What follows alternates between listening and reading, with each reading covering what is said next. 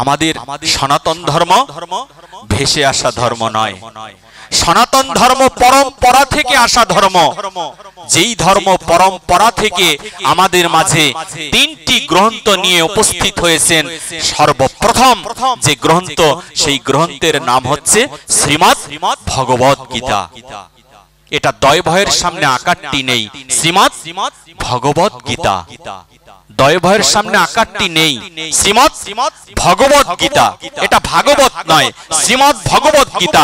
716 এবং 1400 লাইন, 18টি অধ্যায়ের মাধ্যমে শ্রীমদ্ ভগবদ গীতা কুরুক্ষেত্র নামক জায়গায় পরমেশ্বর ভগবানের অন্যতম প্রিয় ভক্ত শ্রী অর্জুনের কাছে যে কুরুক্ষেত্র নামক সেই দুর্যোগময় পরিস্থিতিতে দান করেছিলেন শ্রীমদ্ ভগবদ গীতা। এই শ্রীমদ্ ভগবদ গীতা শুরু হয়েছিল অর্জুনের ক্রন্দনের মাধ্যমে। অর্জুন বিষাদ যোগের মাধ্যমে অর্জুন দুঃখ করেছিলেন, ক্রন্দন করেছিলেন। সেই ক্রন্দন শ্রবণ করেছিলেন অনন্ত কোটি বিশ্ব ব্রহ্মাণ্ডের মালিক পরমেশ্বর ভগবান শ্রীকৃষ্ণ। সেই দুর্যোগময় পরিস্থিতিতে যখন যুদ্ধের কাছে যখন চলে যায় ওই কুরুক্ষেত্রে, তখন কুরুক্ষেত্র দেখবার জন্য, কুরুক্ষেত্রকে দেখবে কে কে যুদ্ধে এসেছে। তাই পরমেশ্বর ভগবান শ্রীকৃষ্ণকে শ্রী অর্জুন বলেছিলেন, হে মাধব, তুমি এই রথকে মধ্যখানে স্থাপন করো, আমি দেখতে চাই কারা কারা আমার বিরুদ্ধে যুদ্ধ করতে এসেছেন। সেই শ্রীমদ্ ভগবদ গীতা অনন্ত কোটি বিশ্ব ব্রহ্মাণ্ডের মালিক সেই ক্রন্দনময় পরিস্থিতিতে, যুদ্ধময় বিগ্রহময় সেই জায়গার মধ্যে দান করেছিলেন অমৃতময় এই গ্রন্থ শ্রীমদ্ ভগবদ গীতা। সেই গীতা যেখানে বিশ্রাম হচ্ছে 716 শ্লোকের অষ্টাদশ অধ্যায়ের 66 নম্বর শ্লোক। আমার সাথে একজন বৈষ্ণব রয়েছে উজ্জ্বল হালদার নামে। তিনি প্রাতিষ্ঠানিক শিক্ষা অত বেশি জানেন না, তিনি কাঠ মিস্ত্রির কাজ করেন নারায়ণগঞ্জে। কিন্তু ভগবান যাকে কৃপা করে সেই শুধুমাত্র তার কথা দেখতে পায়। যেমন একটি উদাহরণ আমি সব জায়গায় দিয়ে থাকি, পূর্ব আকাশে প্রাতকালে সূর্য ওঠে, অনন্ত কোটি বিশ্বের সমস্ত আলো দিয়ে যদি একটা লাইট তৈরি করা হয়, সেই লাইট দিয়ে সূর্যের কোণাটাকেও আমরা দর্শন করতে পারবো না। একমাত্র সূর্যের আলো দ্বারাই সূর্যকে দর্শন করা সম্ভব। তাই অনন্ত কোটি বিশ্ব ব্রহ্মাণ্ডের মালিককে যদি অনন্ত অনন্ত জ্ঞান বিজ্ঞান দ্বারা যোগ করে দেখার চেষ্টা করি, আমরা কিঞ্চিত পরিমাণও দেখতে পাবো না। একমাত্র তিনি যাকে কৃপা করবেন সে শুধু দেখতে পাবে, এছাড়া দেখা সম্ভব নয়। তাই যদি হতো কুরুক্ষেত্র নামক জায়গায় অত বড় বড় যোদ্ধা, অর্জুনের গুরুদেবও সেখানে ছিল,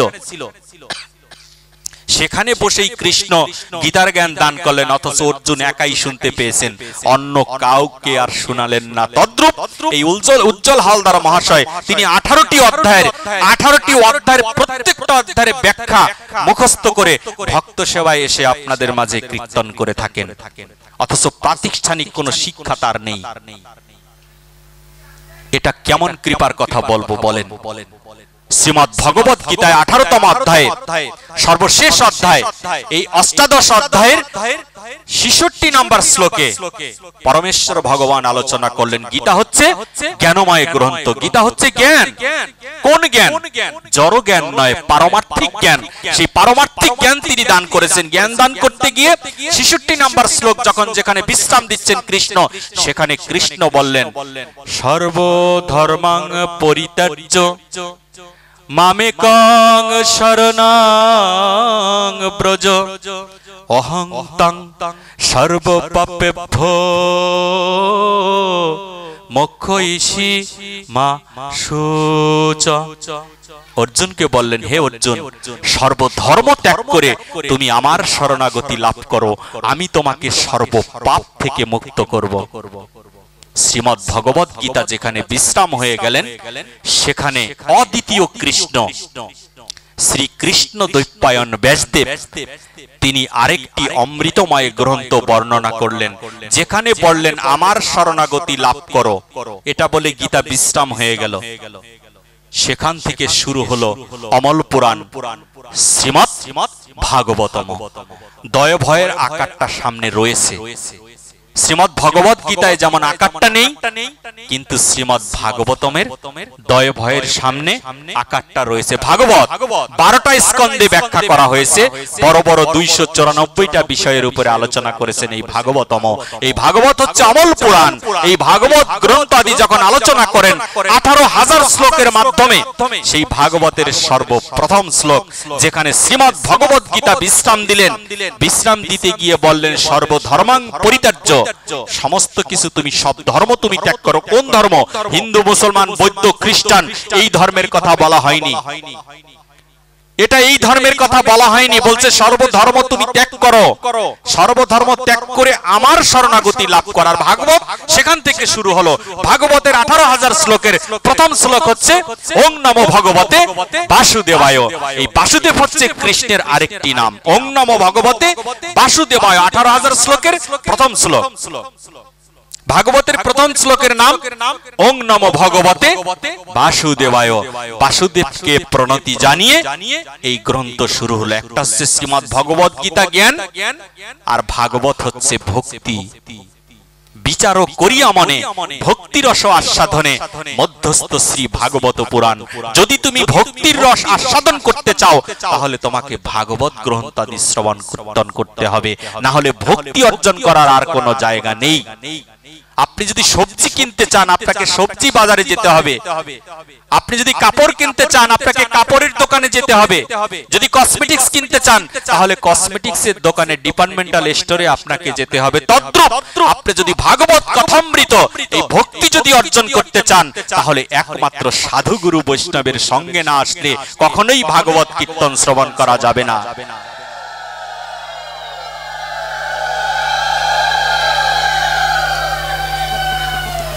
সেই ভাগবত গ্রন্থ আমাদের মাঝে এসেছে 18,000 শ্লোক নিয়ে, যেখানে ভাগবত বিশ্রাম হয়ে গেল। ভক্তি অর্জন করা হলো, ভক্তি দান করা হলো। এরপরে আরেকটি গ্রন্থ আমাদের মাঝে এসেছে পরম্পরা থেকে। সেই গ্রন্থের নাম হচ্ছে শ্রী শ্রী চৈতন্য চরিতামৃত গ্রন্থ। এই চৈতন্য চরিতামৃত গ্রন্থ হচ্ছে প্রেমময় গ্রন্থ।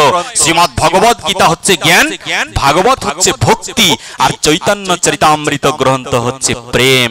যদি প্রেম আর ভক্তি যদি আপনার মধ্যে না থাকে, তাহলে কখনোই আপনি এই জিনিস লাভ করতে পারবেন না।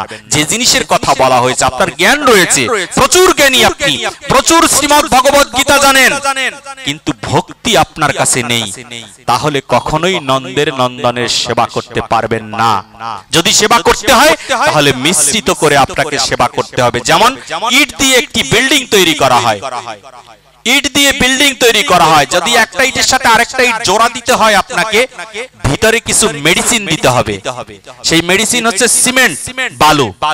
এটিকে যখন রাজমিস্ত্রি যখন মিশ্রিত করে, তখনই একটি আঠালো ভাব হয়। সেটাকে আপনি বিল্ডিং তৈরি করতে পারেন। একটা ইটের সাথে মাঝখানে একটু সিমেন্ট বালু দিলে, তখন জোড়াটা লেগে আপনি একটি বসত বাড়ি তৈরি করতে পারবেন, মিল কারখানা তৈরি করতে পারবেন। আর যদি শুধু ইটই থাকে, জ্ঞানটা হচ্ছে ইট, ইট যদি শুধু ইট থাকে, তাহলে কখনোই আপনি প্রাচীর তৈরি করতে পারবেন না। তদ্রূপ এই প্রাচীর যদি আপনাকে তৈরি করতে হয়, তাহলে প্রেম এবং ভক্তি আপনাকে অর্জন করতে হবে। বালু এবং সিমেন্ট আপনাকে অর্জন করতে হবে। এই বালু সিমেন্ট যখন মিশ্রিত হয়ে যাবে, বালু আর সিমেন্ট যদি ভক্তি আর প্রেম হয়, তাহলে সেই প্রেমের বহিঃপ্রকাশের নাম হচ্ছে জল। জল আর জল যদি না দেন আপনি সিমেন্ট আর বালুর সাথে, তাহলে কখনোই এটা আঠালো ভাব হবে না। তাই তো সাধুগুরু বৈষ্ণবেরা বললেন, সাধুগুরু বৈষ্ণবের সঙ্গে যদি যাও, হরি কথা, কৃষ্ণ কথা, হরিনাম, এই সঙ্গে যদি তুমি নিজেকে যুক্ত রাখো, তাহলে কখনো না কখনো শ্রীমতী রাধারানীর কৃপা লাভ হয়ে যাবে। তাহলেই তোমার নয়ন জল দিয়ে সেই প্রেমটাকে তুমি তৈরি করতে পারবে। এছাড়া কোনো শাস্ত্রে ব্যবস্থাই নেই। অথচ সেখান থেকেই আমরা দূরে সরে রয়েছি। ভাগবতে এসে আমরা বিভিন্ন স্বর্ণের দাম জিজ্ঞেস করি, ভাগবতে এসে আমরা বিভিন্ন ছেলে মেয়েদের বিয়ে দিই, আর জায়গা পেলাম না কোথাও, আর কোথাও জায়গা নেই। এটা নিরিবিলি জায়গা, অনেক বাবারা মায়েরা করে থাকেন একটা কাজ, যে অমুক জায়গায় আজকে ভাগবত আছে, ওইখানে আমার মেয়েটা বড় হয়েছে তো ওকে নিয়ে যাব, তাই তোমাদের বাড়ির ছেলেটাকে নিয়ে এসে এখানে বসে একটু দেখা দেখি হয়ে যাবে। সম্বন্ধটা যদি ঠিক করতে পারি, এখানে তো তুমি এসেছো বাবা, জন্ম জন্মান্তরের যে সম্বন্ধ ছুটে গিয়েছে সেই সম্বন্ধটাকে জোড়া লাগাবার জন্য, অথচ জড় জাগতিক সম্বন্ধ জোড়া লাগাতে গিয়ে কতবার তুমি বাবা হয়েছো, কতবার তুমি মা হয়েছো, তার কোনো ঠিক নেই। তারপর বাবা মায়ের লিপ্সাটা তোমার গেল না। কতবার ছেলে বিয়ে দিয়েছো, কতবার মেয়ে বিয়ে দিয়েছো। তাই তো শ্রীকৃষ্ণ অর্জুনকে বলেছেন, তুমি বহুবার এই পৃথিবীতে এসেছো, আমি বহুবার এই পৃথিবীতে এসেছি, কিন্তু অর্জুন তোমার মনে নেই, আমার মনে রয়েছে। তুমি যাদের সাথে যুদ্ধ করছো তাদেরকে আমি আগেই মেরে রেখেছি, তুমি তো উপলক্ষ মাত্র। আজকে আমরা নষ্ট করে দিচ্ছি এই জিনিসগুলোকে। খুব কষ্ট হয়, অত্যন্ত কষ্ট হয়। বিনা প্রণামীতে রাস্তায় এসেছি, অত্যন্ত কষ্টের বিনিময়ে এসেছি। কি করে আসলাম? এসে দেখি জঞ্জালের আর শেষ নেই। এই যে বন্ধন মুক্ত কাপড় পরে বসে আছি, ধুতি। সনাতন ধর্মের যুবকেরা আজকাল ধুতি পরতে জানে না। কি লজ্জা, লজ্জা, এটা ধিক্কার। ধুতি পরতে জানে না। আমার পিতার বয়সী একজন মৃদঙ্গ বাজাচ্ছে, অথচ যুবক একটা ছেলে মৃদঙ্গ বাজাতে আসে না। বড় দুঃখ হয়, বড় কষ্ট হয়। কঠিন ভাষার সাবজেক্ট ইংরেজি, উর্দু, এই সমস্ত ভাষায় আমাদের ছেলেরা পিএইচডি করতেছেন, অথচ একটা ছেলে শ্রীমদ্ ভগবত গীতার একটা শ্লোক পাঠ করে দেখলো না এর মধ্যে কি লুকায়িত রয়েছে। কৃষ্ণ সেবার জন্য কত মন কাঁদে আমাদের। কৃষ্ণের সেবা দেব, কৃষ্ণের সেবা দিব। বাবা, জীবের নাহি কৃষ্ণ স্মৃতি জ্ঞান। কৃষ্ণ কি জিনিস সেটা কলির যুগের জীব বুঝতে পারবে না। ভাগবতের দৈববাণী। যদি কৃষ্ণ সেবা তুমি দিতে চাও, তাহলে কৃষ্ণ ভক্তের সেবায় নিজেকে যুক্ত করো। কৃষ্ণ সেবার চেয়ে কৃষ্ণের ভক্তের সেবা হচ্ছে শ্রেষ্ঠ। তুমি কৃষ্ণ ভাবেই তো দিলে না, তুমি কৃষ্ণ সেবা দেবার জন্য এত ব্যস্ত হয়েছে কেন? অথচ সেই শ্রীকৃষ্ণ নিজের মুখে তার অর্জুনকে বলেছিলেন, হে অর্জুন, আমি তোমাকে তোমার মাধ্যমে দৈববাণী দিয়ে যাচ্ছি জীবকে। আমার সেবার চেয়ে আমার ভক্তের সেবা শ্রেষ্ঠ। অথচ ভক্ত সেবায় মন কাঁদে না, কৃষ্ণ সেবায় বড় মন কাঁদে। খুব নাটকগুলো চলছে, আমি খুব নাটক করছি, আপনাদের কথা বলছি না। জপমালা হাতে নিয়ে কৃষ্ণ কৃষ্ণ বলে আপনাদেরকে দেখাবার জন্য ঘোরাচ্ছি। কৃষ্ণ কৃষ্ণ বলছি, বাহ, অন্যান্যরা বুঝতেছেন উনি বড় সাধু হয়েছে। এতে কিছুই আসবে না। সেই দিন আর বেশি দূরে নয়, যেদিন দক্ষিণ স্কন্ধ থেকে ভাগবত বললেন, দক্ষিণ স্কন্ধে পরমাত্মা যিনি বিন্দু রূপে বিরাজ করছেন। ভাগবতের সিদ্ধান্ত আমার সিদ্ধান্ত নয়, এই দক্ষিণ স্কন্ধে বিন্দু রূপে তিনি বিরাজ করছেন। সেই পরমাত্মা পাঁচটা বায়ু রূপে আমাদের মাঝে বিরাজ করছেন।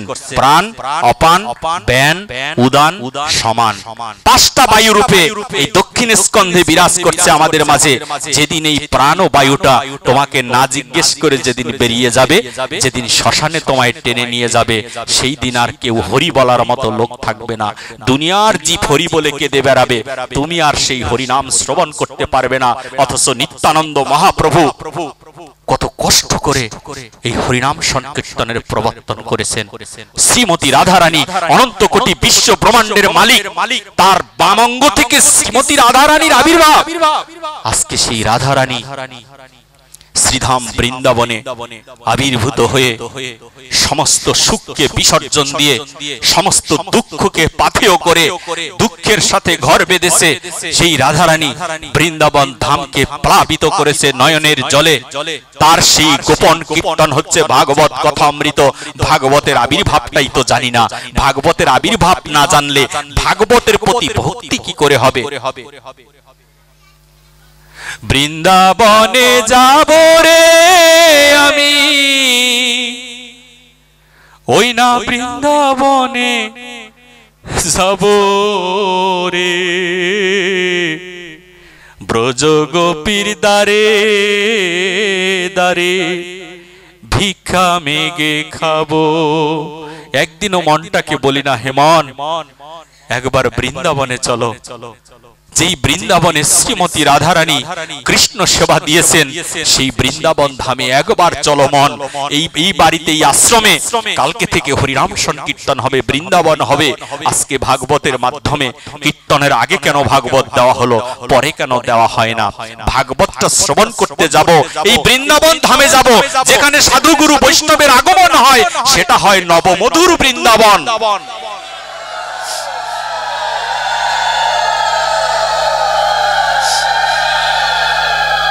এই ইন্দ্রিয় সকল সবাই বৃন্দাবনে যায়, কিন্তু যে না গেলে আর যাওয়া হবে না, তার নাম হচ্ছে মন।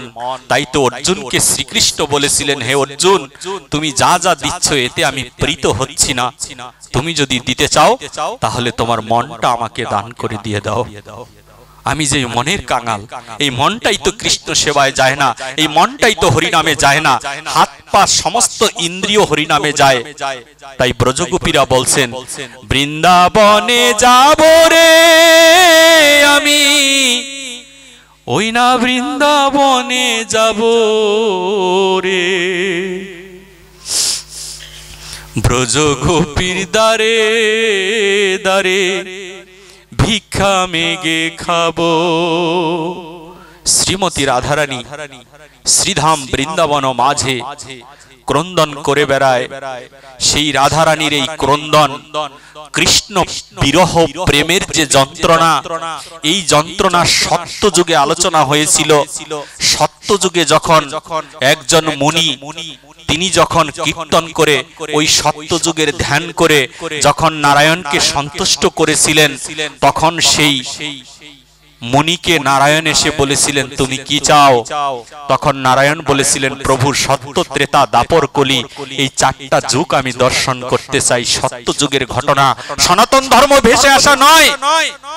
আমি জানি না বলে আমার ধর্মকে ধিক্কার দেওয়া হচ্ছে। এই করো কেন, সেই করো কেন, অমুকের কাছে যাও না কেন, তুমি এই খাবার খাও না কেন, প্রশ্ন করলে আমরা বলতে পারি না। কি করে জানবো বলুন? আমাদের তো সেই জ্ঞান দেওয়া হয়নি, প্রাতিষ্ঠানিক শিক্ষা নেই, গ্রন্থাদি পাঠ করার জায়গা নেই, পাঠে এসে তো ছেলে মেয়ে বিয়ে দেই। তাহলে আমি শিখবো কোথায়? শেখার তো জায়গা নেই। নাটকগুলো চলছে, অসৎক্রিয়া কুটিনাটি, সারো অন্ন পরিপাটি, অন্ন দেবে না করিহ রতি, আপন আপন স্থানে প্রীতি সবাই টানে, ভক্তি পথে বড়ই বেগতি। এই ভক্তি পথটাই বেগতি রয়েছে। তাই তো শ্রীমতী রাধারানী নিজেই শিক্ষার দায়িত্বটা নিলেন, নিজে আচরিয়া ধর্ম জীবকে শিখায়। তোমরা যাকে গৌর বলো, ওরে আমি বলি রাধে, এমন রূপ দেখবে যদি ওই বৃন্দাবনে চলো। বৃন্দাবনে না এলে, শিবাসঙ্গনে না এলে কখনো তুমি গৌর দর্শন করতে পারবে না। শ্রীমতী রাধারানীকে দেখবার জন্য ওই মুনি যখন ভজন করছেন, তখন ওই মুনি বলেছিলেন, প্রভু, চারটা যুগ আমাকে তুমি দর্শন দিলে, এই চারটা যুগ দেখে আমি তোমার কাছে একটু প্রার্থনায় বসেছি, তুমি নারায়ণ কৃপা করে শ্রীমতী রাধারানীর অন্দরমহলে আমায় একটু জায়গা করে দাও, আমি যেন তার অন্দরমহলে স্থান পাই। বলেছি, কি বলছো তুমি? এত বড় সাহস তোমার? সেই শ্রীমতী রাধারানীর ধারে কাছে যাবার মতো ক্ষমতা আমার নেই। আজকে অনন্ত কোটি বিশ্ব ব্রহ্মাণ্ডের মালিক অসহায়, রাধা ভজনের কাছে তিনি অসহায়। আপনাকে আমাকে জিজ্ঞেস করে বলে আমি কৃষ্ণের ভজন করি, কিন্তু কৃষ্ণ যে ভজনটা করে সেই ভজনের নাম হচ্ছে রাধা ভজন।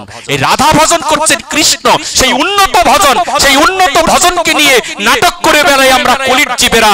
রাধারানীকে সামান্য 2 টাকার একটা নায়িকা বানিয়ে টেলিভিশনের পর্দায় তোমরা দেখছো, কৃষ্ণকে নায়ক বানাচ্ছ, বাজে ড্রেস পরে আমার শ্রীমতী রাধারানীকে তোমরা নাচিয়ে বেড়াচ্ছ। এই দৃশ্য দেখলে মনে হয় কেন এর আগে মৃত্যু হলো না, যেই রাধারানীর চরণের দাসী হবার জন্য অনন্ত কোটি বিশ্ব ব্রহ্মাণ্ডের মালিক আজকে বৃন্দাবনের প্রেমকুণ্ড রাধাকুণ্ড মাঝে পরমেশ্বর ভগবান শ্রীকৃষ্ণ হাঁটু গেড়ে বসে পড়লেন, হে রাধারানী, তোমার চরণ থেকে আমাকে একটু প্রেম ভক্তি ভিক্ষা দাও। সেই প্রেম ভক্তি ভিক্ষা নিয়ে আমি কলির জীবের কোলাহত জীবকে উদ্ধার করবার জন্য জীবের দ্বারে দ্বারে হরিনাম সংকীর্তন বিতরণ করতে যাব। আজকে সেই রাধারানীকে নায়িকা বানানো হচ্ছে।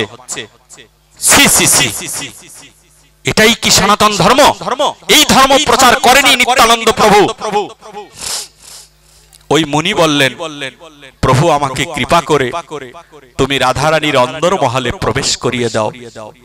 তুমি যে রূপে পাঠাও আমার কোনো আফসোস নেই। ওই মুনির নাম ছিল বিচক্ষণ। বলেছে, বিচক্ষণ, এভাবে তুমি যেতে পারবে না।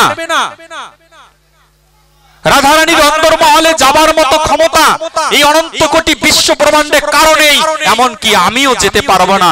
কারণ রাধারানী রাসনন্দিনী, ওই রাসনন্দিনীর অন্তর্মহলে কেউ যে প্রবেশ করতে পারে না। এমনকি তার পিতা বিশ্বভানু রাজাও যখন ওই রাধারানীর অন্তর্মহলে যেতেন, তখন তিনি হাতে তালি দিয়ে রাধারানীকে সজাগ করে তারপরে জিজ্ঞেস করতেন, মে আই কাম ইন? আমি কি আসতে পারি? রাধারানী বলতেন, বাবা আসো। তার বাবাও তো যেতে পারছেন না, তুমি কি করে যাও বলো? বিচক্ষণ বললেন, আমি কিচ্ছু জানি না, তুমি ফিরে যাও। নারায়ণ, তোমাকে আমার দরকার নেই। যদি এই জিনিস তুমি আমাকে দান করতে পারো, তাহলেই একমাত্র আমি এই ভজনকে ত্যাগ করব, না হলে আমি ভজনেই অনন্ত অনন্ত কোটি বছর এই ভজনেই আমি বসে থাকব। ভক্ত রক্ষার লাগি নারায়ণ নিজে এসে বিচক্ষণকে বললেন, তুমি পাখি রূপে জন্মগ্রহণ করবে। যদি শিশু একটা ছোট্ট একটা পাখি রূপে যদি তুমি জন্মগ্রহণ করতে পারো, তাহলে যদি পাখি জন্ম যদি তুমি মেনে নাও, একটা মুনি হয়ে সে কি করে একটা পক্ষী জন্ম নিবে? এত ডিমোশন কি হয় কখনো?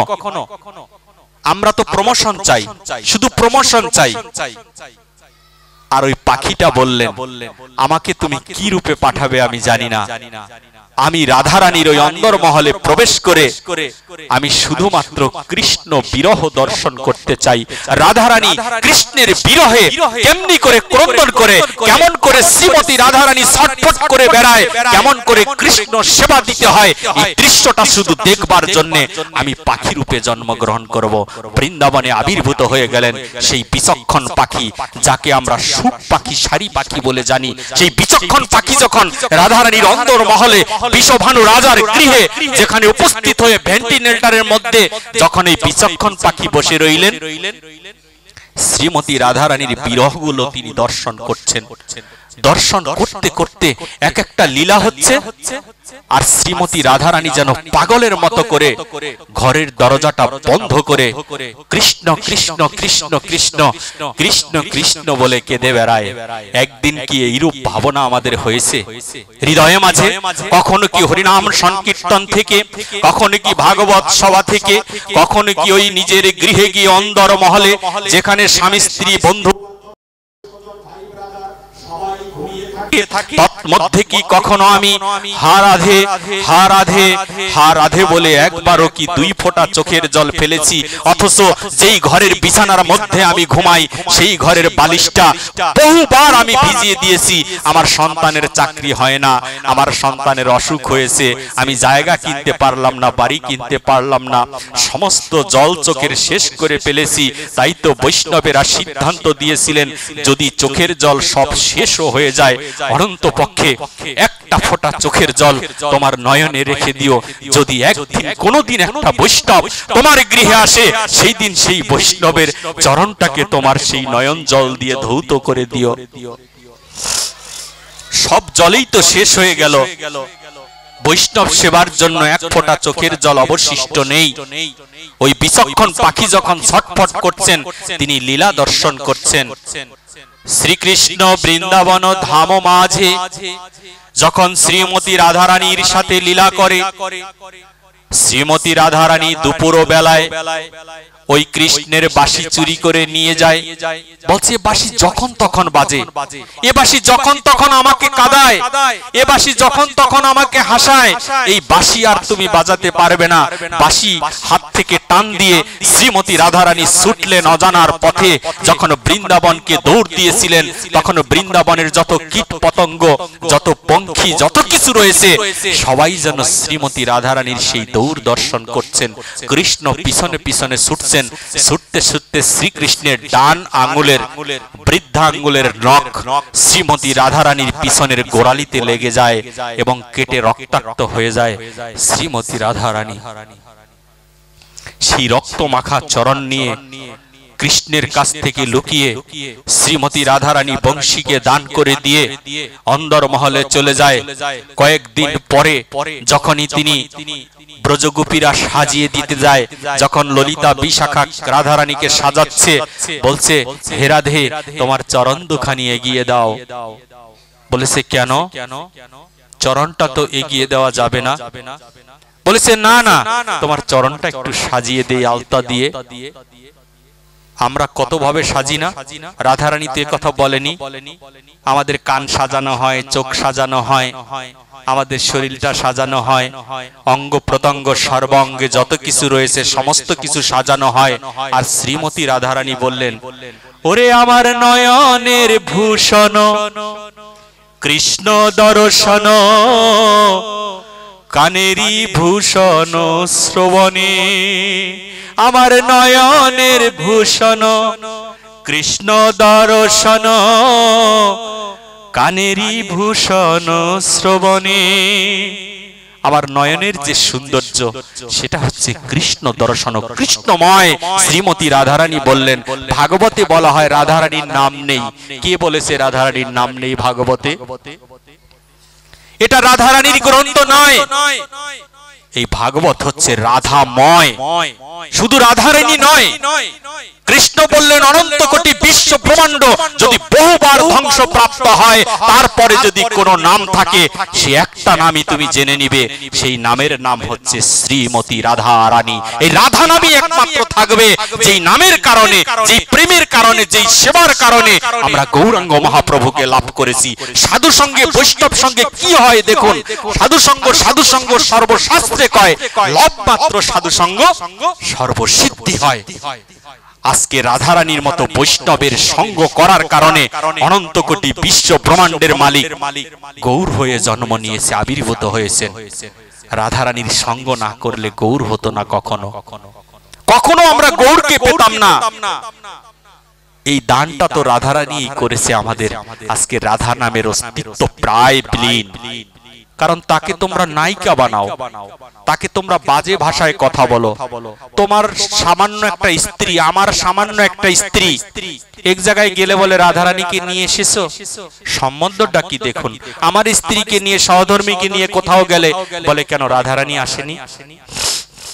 আমার স্ত্রীকে রাধারানী বানিয়ে দিল ওরা। রক্ত মাংস দিয়ে গড়া এই দেহ, আজকে আপনার আমার দেহ যদি কাটা হয়, তাহলে এই দেহের মধ্যে কি পাওয়া যাবে? কয়েকখানা হাড্ডি, কয়েক কেজি রক্ত আর কয়েক কেজি মাংস পাওয়া যাবে। তিনটা জিনিস দিয়ে এই মনুষ্য দেহ তৈরি। তদ্রূপ পরমেশ্বর ভগবান অনন্ত কোটি বিশ্ব ব্রহ্মাণ্ডের মালিক, তিনিও তিনটা জিনিস দিয়ে তৈরি, সৎ, চিৎ এবং আনন্দ। সৎ মানে সত্তা, তিনি নিজেই একটা সত্তা। চিৎ মানে চৈতন্য, তিনি চৈতন্য স্মৃতি দিয়ে গড়া। সৎ, চিৎ, আনন্দ, এই পরম আনন্দময় হচ্ছে ওই দেহ। দেখতে একই রকম প্রায়, ভগবান আবির্ভূত হয়েছে প্রায় আমাদের মতো। যেমন কাচের যদি একটা মূর্তি হয়, সেটার উপরে লাইট ধরলেও কিন্তু চিকচিক করবে বা রিফ্লাশ হবে। আর হীরের যদি একটা মূর্তি হয়, সেটার উপরেও লাইট ধরলে রিফ্লাশ হবে। তাই বলে কি কাচের মূর্তিটার যে দাম, হীরার মূর্তিটা কি সেই দাম? রক্ত মাংস করা যে মানুষ, এই মানুষের যে দাম, পরমেশ্বর ভগবানের দেহটার কি সেই দাম? এই তত্ত্ব যদি আমরা জানতাম, তাহলে রাধারানী কি কখনো নায়িকা হতো? কৃষ্ণ কি কখনো নায়ক হতো? এটাকে কেন আমরা ধিক্কার জানাচ্ছি না, এর প্রতিবাদ কেন করছি না? যেই পরিচালকরা এইগুলো করছেন, আমি বিশ্বাস করি তারা একটা গ্রন্থের পৃষ্ঠা কখনো উল্টায় দেখতে পারেনি। যদি উল্টিয়ে দেখতো, তাহলে এই সমস্ত ব্যাখ্যা, এই সমস্ত লেখা সনাতন ধর্মের মধ্যে আসতো না। মালা জপ করছো তুমি, টেলিভিশন দেখছো, মালা জপ করছো, আর তুমি ওই ওই হরিনাম সংকীর্তন করছো, মালা জপ করছো, পরনারী দর্শন করছো, মালা জপ করছো, এই সাংসারিক টাকা পয়সা গঞ্ছো, এই সমস্ত নাটকগুলো চিরেই ছেড়ে দাও। অসৎ ক্রিয়া কুটিনাটি, কুটিনাটি, নাটি শব্দের অর্থ নাটক, এই নাটকগুলো ছেড়ে দিতে হবে। ওই বিচক্ষণ পাখি যখন এই লীলা বৃন্দাবনে দর্শন করছেন, আমরা বৃন্দাবনের কথা কীর্তন শ্রবণ করছি, আমরা একবার বলি না গো এই বদনে রাধে রাধে, জয় রাধে রাধে রাধে। ওই বিচক্ষণ পাখি যখন দর্শন করছেন এই লীলা, রক্তাক্ত মাখা সেই চরণ শ্রীমতী রাধারানীর, কৃষ্ণ বিরহে, কৃষ্ণর চরণের আঘাতে শ্রীমতী রাধারানীর গোড়ালিটা কেটে দ্বিখণ্ডিত হয়ে আছে। যখন ওই ললিতা বিশাখা চরণ সাজাতে যায়, চরণ দিবে না, রাধারানী চরণ দিচ্ছে না, একটা চরণ দিয়ে দিল, কিন্তু বাম চরণটা ছাড়ছে না, বাম চরণটাকে ধরে রেখেছে, বাম চরণটা আমি কাউকে দেখাবো না। ললিতা বিশাখা জোর করে বলছেন, কেন দেখাবি না? বলেছে, এই চরণ যদি তোরা দেখিস তাহলে আমার কৃষ্ণের বদনাম হয়ে যাবে। কৃষ্ণ ভক্তকে আঘাত করতে পারে, এই ভেবে বদনাম হয়ে যাবে। আমি তো রাধারানী কৃষ্ণের বদনাম করতে পারি না, আমি যে তার সেবার লাগি আমার দেহ যৌবন মনপ্রাণ যা কিছু রয়েছে, ওই যে রাধা কৃষ্ণ প্রাণ আমার যুগল কিশোর, এই রাধা কৃষ্ণ হচ্ছে আমার প্রাণ, এই কৃষ্ণ হচ্ছে আমার প্রাণ, তাই সেই কৃষ্ণকে আমি কখনো কলঙ্কিত হতে দিব না, তাই চরণ দেখায় না। অথচ ললিতা বিশাখা চন্দ্রা অষ্টসখী মিলে শ্রীমতীর সেই বাম চরণ টেনে তাদের কোলের মধ্যে নিয়ে যায়।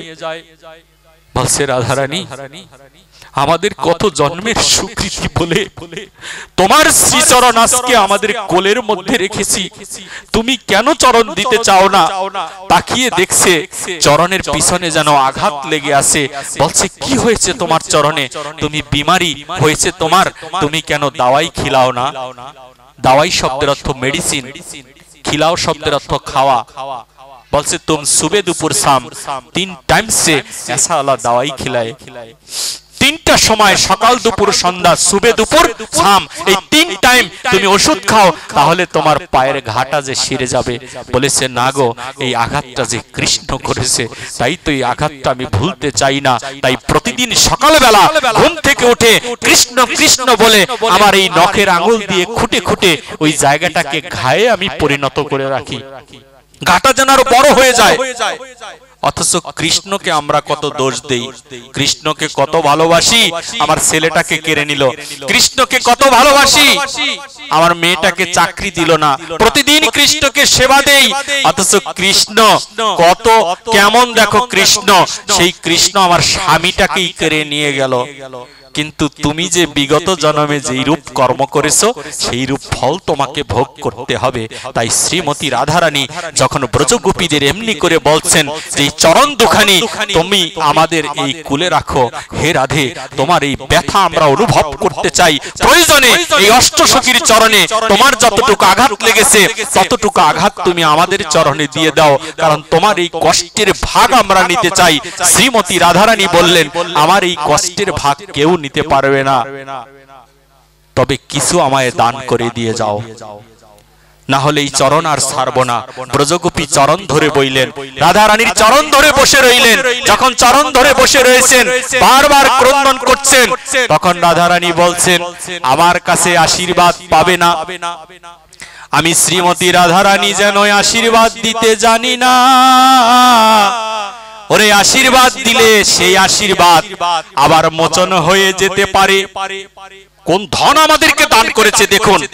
রাধারানী বললেন, যদি আমি আশীর্বাদ দেই সেই আশীর্বাদে তুমি স্বর্গে যেতে পারবে, কিন্তু ওই স্বর্গের যখন শুয়ে যাবে তখন আবার তোমায় মর্তে পাঠিয়ে দিবে। স্বর্গটা কেমন? মোবাইলে টাকা ভরার মতো স্বর্গ। মোবাইলে যখন টাকা ভরেছেন ওই মিনিটটা টাইমটা শেষ হয়ে গেছে, মোবাইল আপনাকে বলবে দুঃখিত, রিচার্জ করার জন্য অনুরোধ করবে আপনাকে। তদ্রূপ আপনি যদি কর্মের ফল ভোগ করতে চান স্বর্গ পর্যন্ত যেতে পারবেন। আর রাধারানী যে জিনিস দান করেছেন, রাধারানী বলেছেন, আমি তো আশীর্বাদ দিতে জানি না। বৈষ্ণবের অভিশাপ কখনো মিস হয় না। তাই শ্রীমতী রাধারানী ব্রজগোপীদের বললেন, ওরে আমি এই আশীর্বাদ দিতে জানি না গো, আমি তোদের এই অভিশাপ দিয়ে গেলাম, যদি আগত কলিতে তোরাই আসিস। হে ব্রজগোপী, তোমরা যদি কলিতে আসো, আমি এই অভিশাপ দিয়ে গেলাম, আমার মতো হা কৃষ্ণ প্রাণে কৃষ্ণ বলে ওই নবদ্বীপের দ্বারে দ্বারে তোরা যেন ঘুরে বেড়াস। শ্রীমতীর এই অভিশাপ বৃন্দাবনবাসী মাথা পেতে নিলেন যে তুমি এত সুকৃতিবান হয়েও, প্রেমের গুরু হয়েও তুমি কৃষ্ণের প্রেমের গুরুর নাম শ্রীমতী রাধারানী, আজকে তুমি সেই সুকৃতি বিনা ভজনে বিনা সাধনে তুমি আমাদেরকে দান করে দিলে অভিশাপের মাধ্যমে। তাই তো কৃষ্ণ কৃষ্ণ বলে আজকে এই জীবগণ রাধারানীর অভিশাপে কেঁদে বেড়ায়, আর সেই স্বীকৃতি পেয়েছে, ধন্য কলির স্বীকৃতি পেয়েছি আমরা একমাত্র রাধারানীর কারণে। আর বিচক্ষণ পাখি যখন এই রূপ দর্শন করছেন, বিচক্ষণ পাখি যেন ভেন্টিলেটরে থাকতে পারে না, ওই বিচক্ষণ যেন ছটফট করে। ব্রজসেবক দাস বাবাজি বৃন্দাবনে তিনি বললেন, যেমন গলাটা কেটে দিলে যেমন ছটফট করে একটা জীব, বিচক্ষণের আজকে সেই অবস্থা হয়েছে। বিচক্ষণ পাখি রূপে এসেছে ঠিকই, কিন্তু ওর ভিতরটা তো পরম বৈষ্ণব, ও তো একজন মুনি, ওর ভিতরটা যে বৈষ্ণব, একটা সাধু, একটা বৈষ্ণবই শুধু জানে এই হরি কথা কৃষ্ণ কথা তার কর্ণ নামক ইন্দ্রিয় দ্বারা হৃদয়ে মাঝে কেমন করে আঘাত করে। আজকে সকাল বেলায় নারায়ণগঞ্জে বসে আমি শরিয়তপুরে এই সুখরঞ্জন দাস বাবুর সাথে ফোনে কথা হচ্ছিল রাধারানীর ব্যাপারে। তখন আমাকে বলেছিলেন তিনি, আপনার সাথে কথা বলি ঠিকই প্রভু, কিন্তু বুকটা যেন ফেটে যায়। শ্রীমতী রাধারানীর কথা শুনে মনে হয় বুকটা যেন ফেটে যাচ্ছে, বিদীর্ণ হয়ে যাচ্ছে। এই রকম বৈষ্ণব অনন্ত বিশ্বে দেখবার জন্য আজকে গৌর এসেছে, ভজন করবে, নিজে আচরিয়া ধর্ম জীবকে শিক্ষা দিতে এসেছেন। ওই বিচক্ষণ পাখি গলা কাটা জীবের মতো ছটফট করে ওই ভেন্টিলেটর থেকে লাফিয়ে লম্ফ দিয়ে তখন থাকতে না পেরে, রাধারানীর এই বিরহ সহ্য করতে না পেরে লম্ফ দিয়ে সেই বিচক্ষণ পাখি রাধারানীর বাম হস্তের উপরে পড়ে যায়। আমরা জেনে যাব ভাগবত কোথা থেকে এসেছে, একদিনে তো সব জানা যাবে না। বিচক্ষণ পাখি লাফ দিয়ে যখন শ্রীমতী রাধারানীর এই হস্তের উপরে পড়ে পড়ে বারবার করে থরথর করে কাঁপছিলেন, এই দৃশ্য দর্শন করে যে তোমার এত দুঃখ, তোমার এত কষ্ট, কৃষ্ণকে এমনি করে ভালোবাসা যায়, কৃষ্ণ আঘাত দিয়েছে, সেই আঘাতটাকে তুমি জিয়েই রেখেছো। সেই প্রেম মৃগলোকে নাহি হয়, সেই প্রেম মৃগলোকে হয় না। সেই প্রেম মৃগলোকে যদি নাহি হয়, যদি হয় যোগ না হয় বিয়োগ, যদি হয় বিয়োগ সেই লোক নাহি জিয়।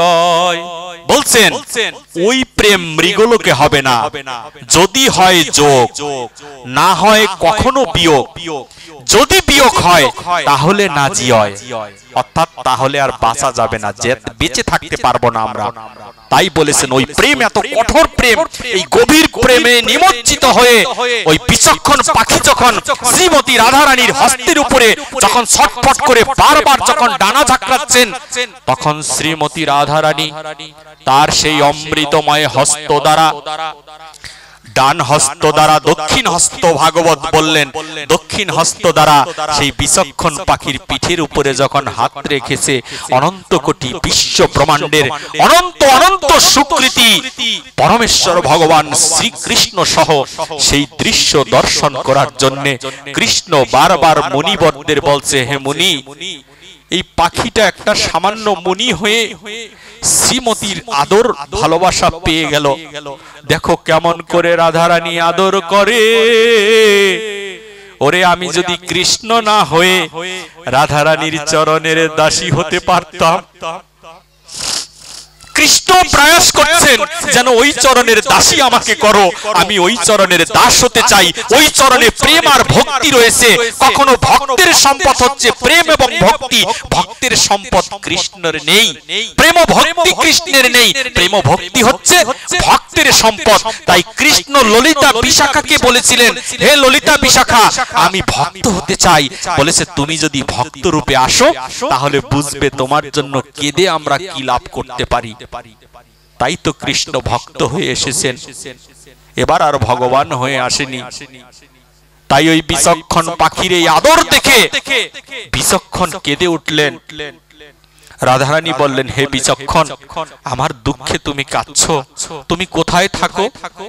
বলেছে, আমার তো থাকার জায়গা নেই, তবে আমি তোমার কাছে কিছু চাই শ্রীমতী রাধারানী। কি চাও তুমি?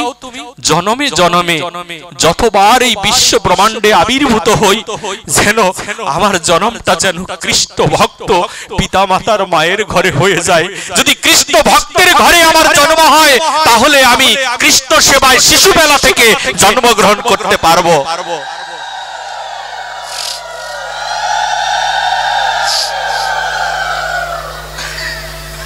বিচক্ষণ বললেন, বিচক্ষণকে শ্রীমতী রাধারানী বললেন, হে বিচক্ষণ, তুমি যদি আবার কখনো এই পৃথিবীতে আসো তাহলে শ্রীমতী রাধারানী এবং শ্রীকৃষ্ণের এই গোপন লীলা কথা, হরি কথা, কৃষ্ণ কথা, ভক্তিময় কথা, এই কথামৃত তুমি দান করবে কলির জীবের কোলাহত জীবকে, যেন এই হরি কথা কৃষ্ণ কথা শ্রবণ করে যেন এই জীব কৃষ্ণ সেবায় নিজেকে যুক্ত রাখতে পারে। তৎক্ষণাৎই সেই পাখি উড়ে চলে গেলেন সেই জঙ্গলে, যেখানে বসে আমার সেই শিব ঠাকুর এই ভাগবত কথা আলোচনা করছিলেন পার্বতী মাকে শোনানোর জন্য। সেখানে সুখ পাখি নামক ওই পাখি গাছের ডালে বসে এই হরি কথা ভাগবত কথা শ্রবণ করেছিলেন, যিনি পরবর্তীকালে সুখদেব গোস্বামী হয়ে মাতৃ জঠরে প্রবেশ করলেন শিব ঠাকুরের হাত থেকে বাঁচার জন্য। যখনই 16টা বছর পার হয়ে গেল, মায়ের গর্ভ থেকে তিনি বের হবেন না। বললেন, যদি অন্ধকার দ্বার দিয়ে বেরিয়ে যাই তাহলে আমাকে মায়ায় ধরবে, তাই তো আমি বাহিরে যাব না, আমি ভাগবত কথা অমৃত মায়ের পেটে বসেই আমি শ্রবণ করব। আজকাল দেখা যায় মায়েদের কত সমস্যা, বাচ্চা পেটে, তোমার পেটে বাচ্চা, তুমি হরি কথা শুনতে যেও না, তোমার পেটে যে শিশু বাচ্চা, এই সময় যেও না, বাতাস লাগবে তোমার গায়ে। আরে একটুখানি জেনে যাও, যদি কখনো সুকৃতি গুণে যদি ওই ভাগবতের দশম স্কন্ধ সত্যি হয়ে থাকে, তাহলে যদি কখনো সুকৃতির গুণে অসুরের ঘরে তোমার জন্ম হয়, অসুরের বীর্য দ্বারা যদি তুমি জন্মগ্রহণ করো মাতৃ জঠরে, আর সেই মা যদি কৃষ্ণ ভক্ত হয়, ওই মা যদি ভাগবতের সভায় যায়, তাহলে তুমি একদিন বৈষ্ণবে পরিণত হবে। অসুরের বীর্যে তোমার জন্ম, তথাপিও তুমি বৈষ্ণবের স্বীকৃতি পাবে যদি তুমি ভাগবত কথা অমৃত শ্রবণ করতে পারো। কারণ তার প্রমাণ হচ্ছে প্রহ্লাদ মহারাজ। প্রহ্লাদের জন্ম হয়েছিল অসুরের ঘরে। প্রহ্লাদ অসুরের ছেলে, অসুরের ঘরে জন্মগ্রহণ করেছিলেন।